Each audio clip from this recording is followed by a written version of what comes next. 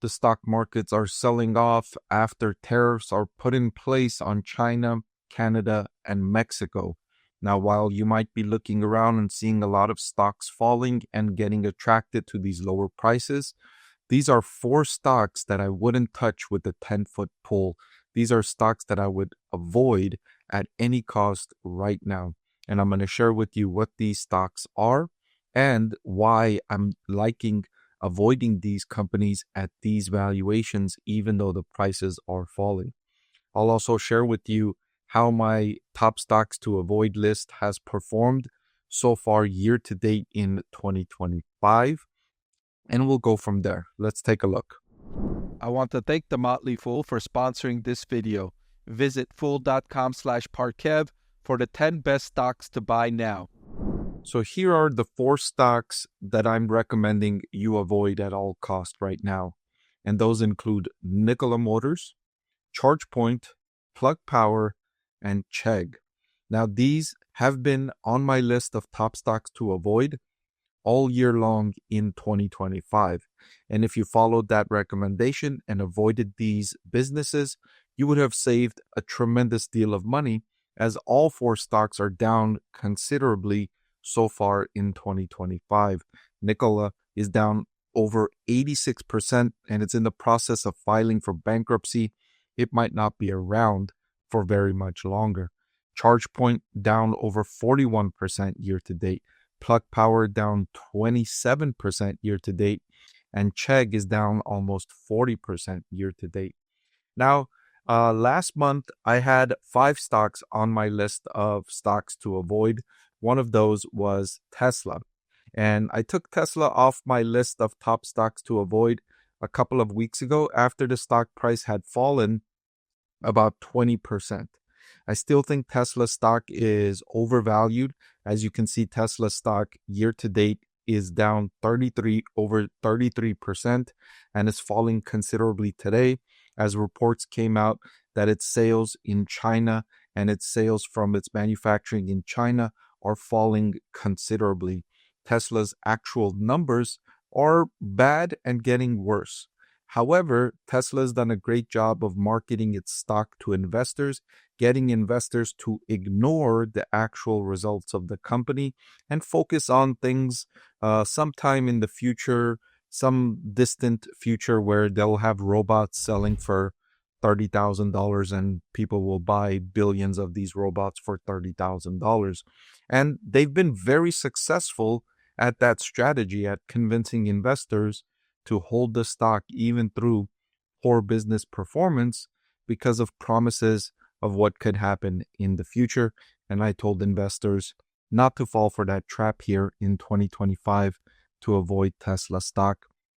And if you listen to that, you will have avoided a considerable loss in Tesla stock. Now, for the 4 that are still on my list of stocks to avoid, Nikola, of course, it's trying to develop trucks that are alternative fuel, both battery electric and hydrogen fuel. The market for this is not what it expected it to be. It costs hundreds of thousands of dollars for the company to produce these trucks, and the buyers are scarce. So the business is losing tons of money on the bottom line with little to no prospects of those changing. So that's the reasoning behind Nikola.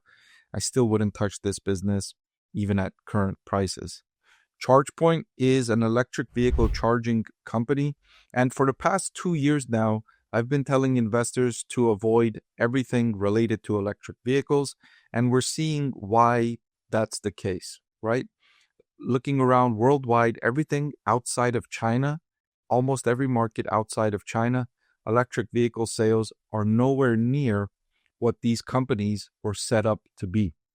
So these companies invested significant sums of money building out their infrastructure, building out their business based on forecasts that are coming in at only a fraction of what the forecasts were. So if a company like ChargePoints, let's say, was forecasting that electric vehicle sales would be 10 million by this year, they're actually only 2 million this year.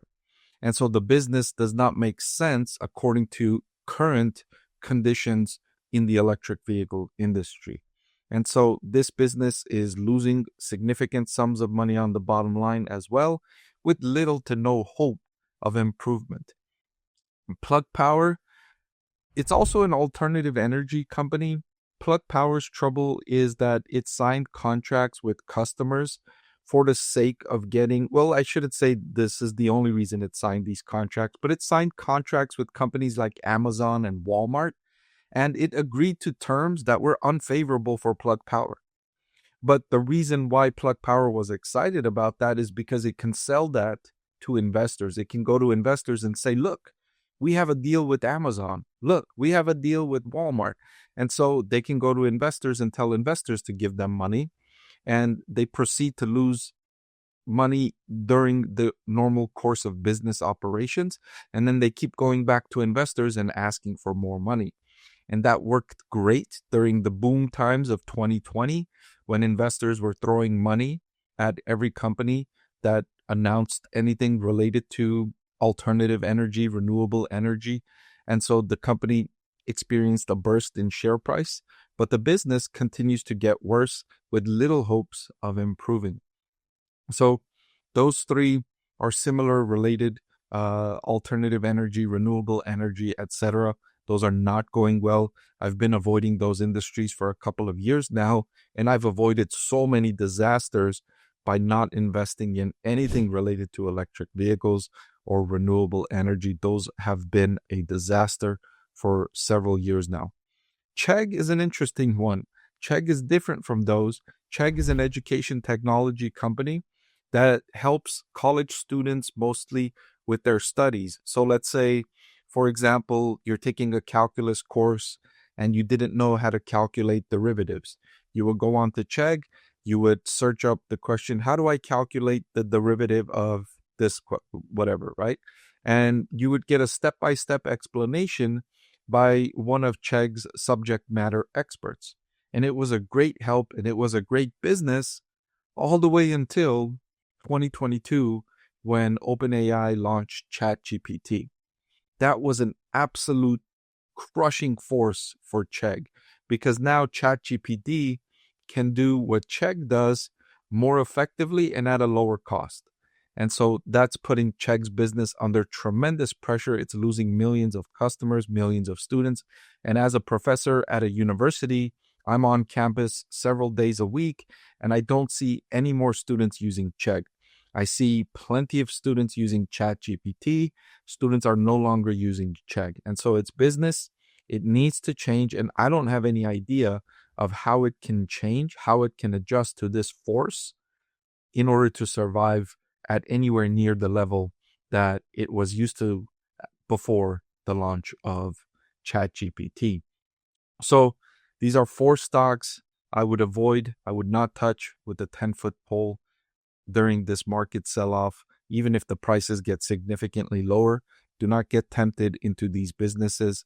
They are questionable on how they will survive and how they will persist based on their business model and based on the current conditions in the market demand for their products. Hey everyone, I'm excited to announce that my book is finally available for sale. I've been working on it for more than a year now, so I'm really excited to finally share this with you now.